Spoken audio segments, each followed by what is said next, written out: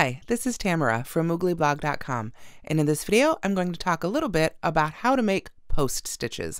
I will be using Lion Brand Woolies Thick and Quick. I happen to have a couple of the bonus bundles with me today, and I'll also be using a USN Furls hook. So let's go ahead and talk a little bit about post stitches. Alright, now post stitches aren't so much a stitch themselves, but a way of making the stitches you already know. And one of the things about post stitches is you need a field of other stitches to work into. So I've just worked a row of double crochet here.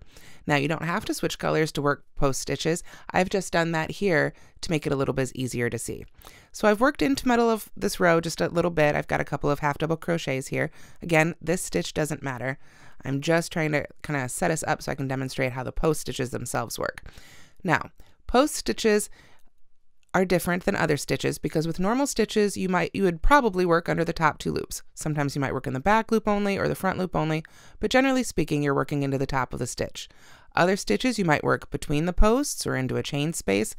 Post stitches are a little different.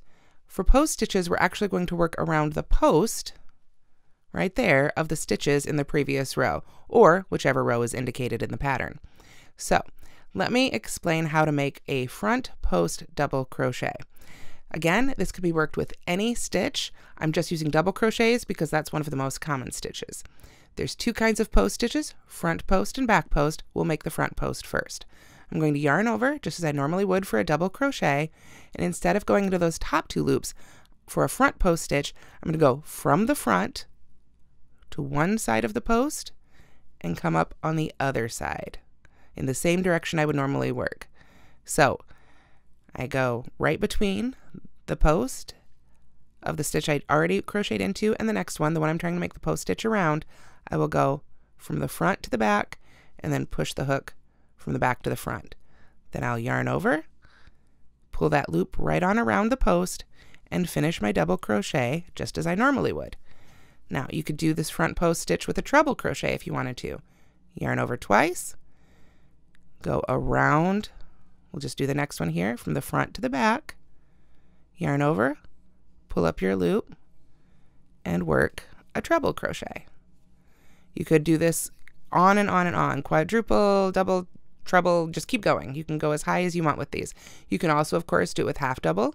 I'll yarn over, go around, pull up a loop, yarn over, and pull through all three. Or even single crochet. No yarn over needed. Just go around, pull up that loop, and finish your stitch as normal. So that's how you would make the front post stitches. Now let's pull these back out and take a look at back post stitches. Now a back post stitch is the same thing. We're working around the post. We're just coming from the other direction. So I'll start again with a double crochet since that's most common. Yarn over. And now I'm going to put my hook behind my fabric and come up around that post from behind and go around the front of the post to the back. In back of my fabric, that's where I'll do my yarn over and pull that loop up, and that can be a little bit tricky, so that can take a couple tries sometimes. Pulling that back loop up from behind is probably the hardest part of making post stitches, but from there again, you just finish your stitch as normal. Let's do that one more time with double crochet. I'll yarn over, come from the back of the fabric to the front between the posts, go around the post of the stitch I'm working into in the pattern, yarn over, right there, pull it around to the back, pull that loop up so you can finish your stitch. There it was with double crochets. You can see this puts this stitch behind the fabric. We've just got the little loops showing there. And from the back, they actually look like front post stitches, which is one of the keys to making patterns with post stitches. It depends which side you're looking at, how they appear. So that's two back post double crochets.